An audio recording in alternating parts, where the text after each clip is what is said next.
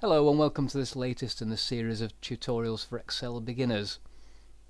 In this video we're going to start looking at the if function. It's a very useful part of Excel, and it's something that can give you information based on other values on the spreadsheet. And I've just outlined here the structure of the function to give you an idea of what's involved. There are basically three parts to this calculation or function. The first part is a question, and I've written down a question here, which is, are we sold out of product A? And there can only be two answers to that: yes we are, or no we're not. So the next part of the function is, what do we do if it's true? In other words, what do we do if we are sold out? And the answer to that here is order more. And then the other part of it is, well, what if we're not sold out? We have product A still in stock, and the other part of that is to say stock is okay. So these two parts, order more and stock okay, are messages that would appear in a cell depending on the answer to this question. So what I'm going to do now is show you an example of the function in action. It'll all become a lot clearer, I hope. Okay, I'm just going to go back to another sheet, and what I have here is a spreadsheet that has got some computer parts on for a computer build.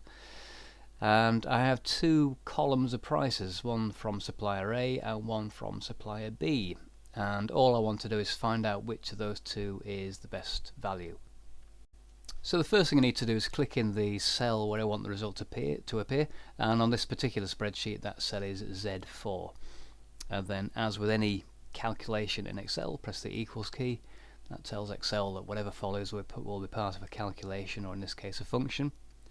Type the name of the function, which in this case is pretty straightforward, just the word if, and then we do open bracket, that's shift and the number 9 on the keyboard, and then I'm going to click on the value in supplier A, because the question I want to ask is supplier A cheaper than supplier B? So I'm going to click on that value there, 77.41, and then do the less than symbol, and then click on the value underneath supplier B, which is that 74.99 value, and that basically is the question: is supplier A cheaper than supplier B? And as far as the formula is concerned, it is x4 less than y4. So I'm going to type a comma now to separate this part of the function from the next part, which is what I want to have happen if it's true. And all I want is the word to appear on the screen, or the words supplier A, indicating that supplier A is the best value. So I'm going to simply type out supplier A, and you notice I type that between quotation marks because it's a piece of text rather than the value. Again, a comma, and the final part is, what do I want to appear on the screen if the question is not true? In other words, if supplier B is the best value, well, obviously I want the words supplier B to appear, and again between quotation marks to indicate it's text rather than the value. Close the brackets, which is shift and 0.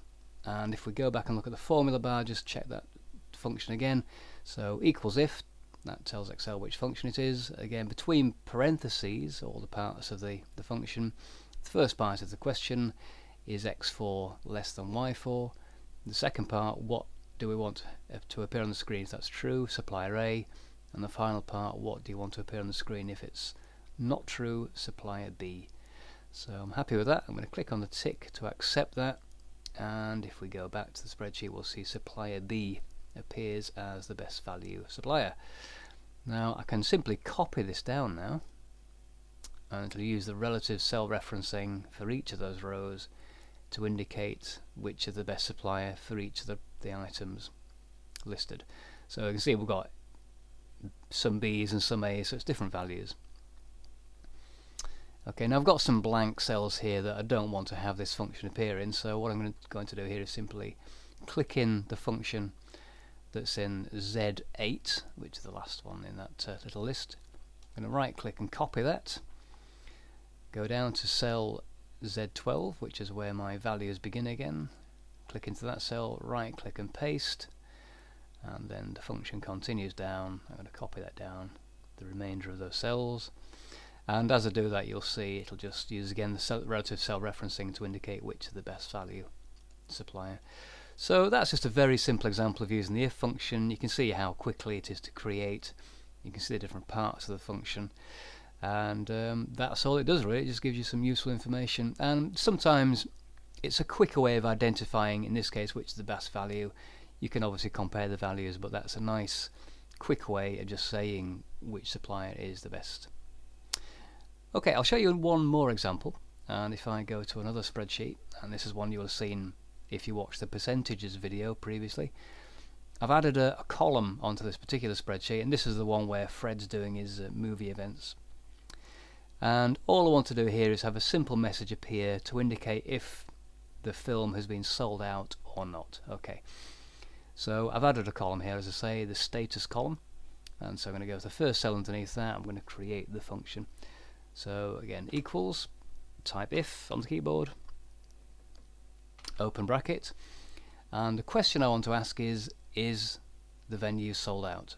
And the way I'm going to do that is click on the percentage of capacity sold and see if it's equal to 100%, which would tell me that it is sold out. So if in this case D7, or that value that currently is 85%, if that becomes 100%, then it's sold out. So if it is 100%, what do I want to have happen? Well, I'm going to type the comma first to separate the two parts of the argument, or the different parts of the argument in the function. And the first thing I want to have happen is the word sold out appear. I'll do it all in capitals so it's very dramatic. There you go. Sold out, comma, again, to separate that from the next part of the argument, which is to say what you want to have appear on the screen if the venue isn't sold out, and I'm going to have the word seats available appear. Okay, simple as that really. Close the bracket again, and if we just have a quick look at the formula again, there's the word if to tell Excel what type of function it is. Is D7 100%? If it is, put the word sold out on there. If it isn't, put the words seats available on there. And again, if you're using text, remember to put them between quotation marks.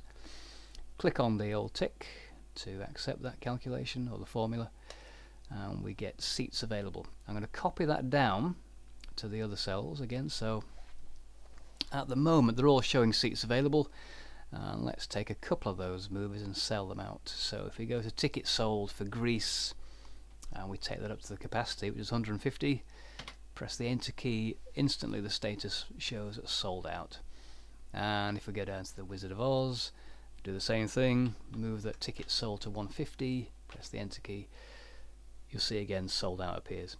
So there's a couple of examples to show you how the if function works.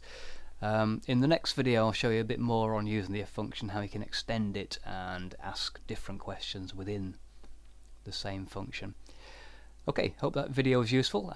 Thank you for watching again. Thanks for all the comments and ratings, much appreciated, and I'll see you next time.